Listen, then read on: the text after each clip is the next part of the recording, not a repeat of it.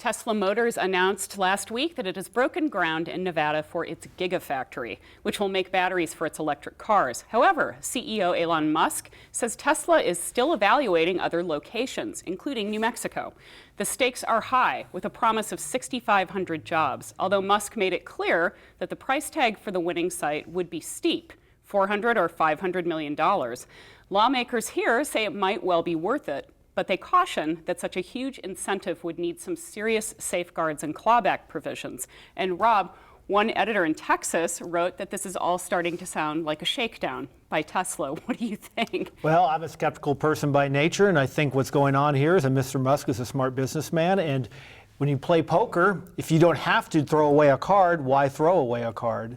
And if you've got 5 states in the running, New Mexico, Arizona, Texas, and California, why would you say, okay, we're going to go to Nevada, see you guys later, the other states, sorry, we're not going to listen to anything.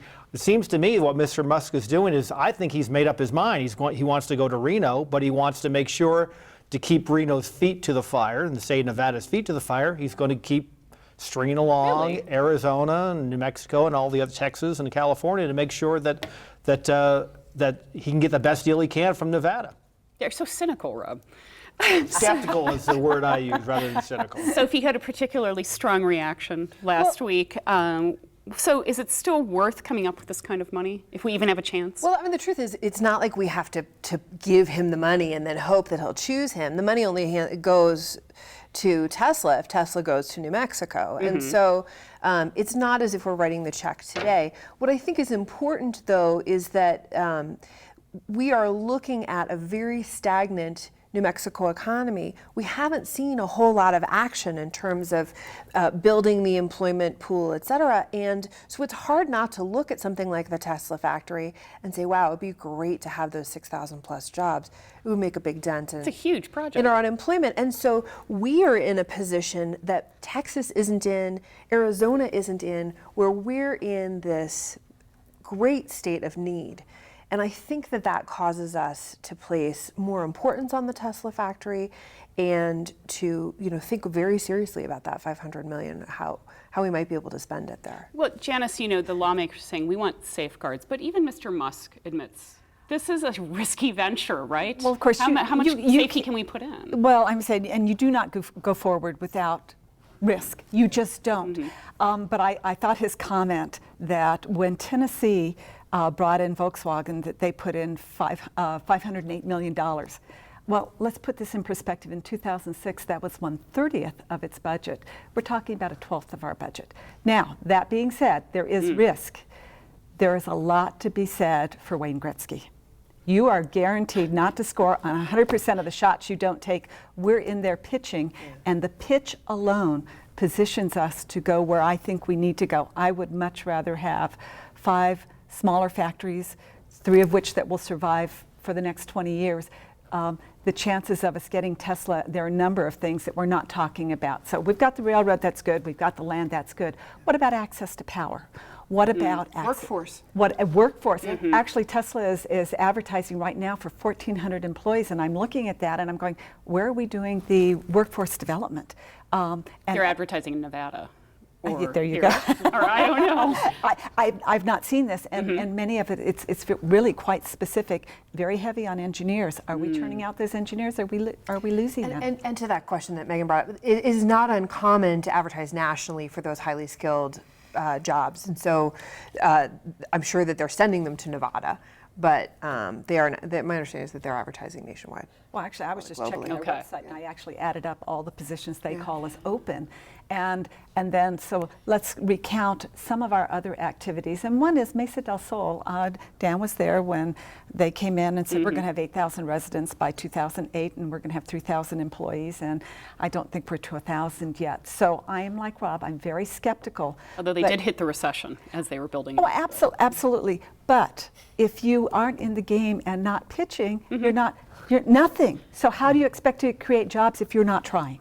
Dan, to that point, a lot of other states have given car companies big incentives, and Tesla. One of Tesla's arguments is like, yes, 500 million seems like a lot. This is a really big project. So it's actually not unusual. Is that a viable argument? everything that's been said at the table is correct. I mean, we've got to take a chance. This is not, I mean, you look at the commercials on TV right now about the New York commercials, tax-free, 10 years. I mean, who would have thought New York would be advertising nationally to bring businesses to New York? The game has changed. The problem is the price tag for admittance is so high. We don't have the luxury of failing. We've got the Shot Solars, the Eclipse Aviations, the Mesa del Sols. We've taken a lot of chances and things haven't worked. I think that Although Eclipse is back somewhat. It is, but not nearly to the level of the amount of money that the city and the state has put into it. What at the end of the day, though, I think that before we start looking at spending $500 million to lure Tesla here, yeah, we are giving money. States are giving money to car manufacturers. We had an opportunity when I was in the legislature to try to bring Toyota to New Mexico. Toyota was very interested in looking down on Las Cruces for a Tundra plant. And they said, we want to build it in a Hispanic market. We want to build it close to the border. We want to be able to build. They felt that their ties to the Hispanic culture weren't great. The first question out of their mouth when they came, we arranged a meeting with them. They showed up, they sat down, they said, "Are you guys right to work?" No. They said, "See ya, we're done." So they went to Texas. Right. They went to Texas, and it's Yeah, in San it's San Antonio. Antonio. And so I think before we start running That's after only these one fi- factor, though, Dan. Well, but if When the they're- main deal was right to work, that didn't cost us a penny. That's not a $500 million investment. And so I think there's lots of things we can be doing to change the culture to bring businesses to New Mexico other than writing that check, because our history in the state is we write the check, and as long as we keep writing the check, they stick around. As soon as the checks stop coming, they disappear. You know, Rob, we've talked about things like film incentives at the table recently. Some argued about those, that there's better ways to spend our money, addressing the social inequalities and other issues in New Mexico. Should we be applying these same arguments to something like a Tesla? Or to Well, in a perfect world, which we don't live in, I've always thought that a lot of these state incentives are misguided. It ends up being a beggar thy neighbor situation, that as economists say, where you have one state saying, well, come make your movie here and we'll give you this or that.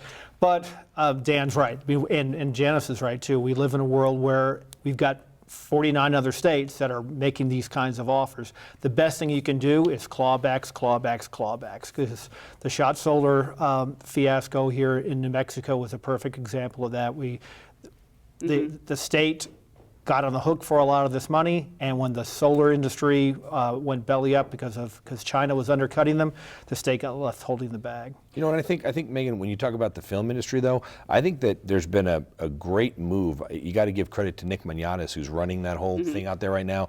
You know, he's really done a lot of work to take us from going after just the major motion pictures to doing TV shows now. And that money, that constant coming in of series that are filming here, really balancing it out. I think he's done a very good job of bringing a constant flow of money instead of us chasing the one big go after. Well, we're still I mean, after the movies, don't get me wrong, but we're subsidizing the movies with TV shows, so we've got a constant. So now the workforce isn't hit and miss. It isn't, well, I got to work for 3 months on a project and I'm out of work for a year. It's working on a big movie, then working on some TV series, back to a movie, back to a series. And I think that we're starting to see some stability in that program in New Mexico that I think is going to give us a long-term But he did success. something else that, to Nick's credit, is the industry had to fill the pipeline itself. It couldn't just be wholly dependent upon the incentives.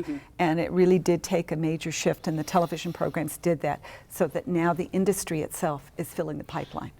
Of course, they probably wouldn't be here without the incentives. All these other things help. Well, I'm saying, but there's a point at which, you know, Yeah. if you give 100%, you know, then what? Then what? Do you give your firstborn? I don't know. We need to wrap it. I had a quick question for Sophie. So what if we didn't play this game at all? I'm just going to be naive for a minute and forged another path, like, you know, fostering your local economy. And local businesses complain often, like, we don't get incentives. It's a great Should question. you build up your people who are already here? It's not a terrible question. It's not a terrible idea. I think one of the challenges we face right now, and this goes also to your question to Rob, is that we don't seem to have the political will to invest in New Mexico. We seem to have the political will to cut state government, to cut incentives, to cut.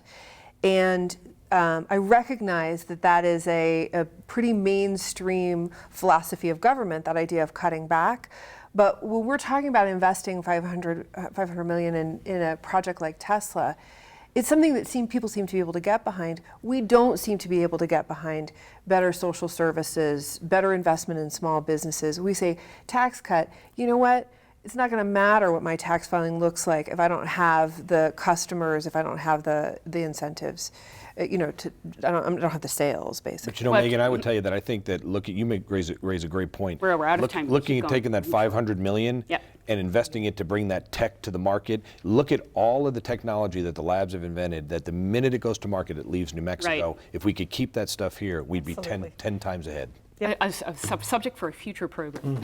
Coming up, the Martinez administration wants to reinstate and expand work requirements for those receiving food assistance.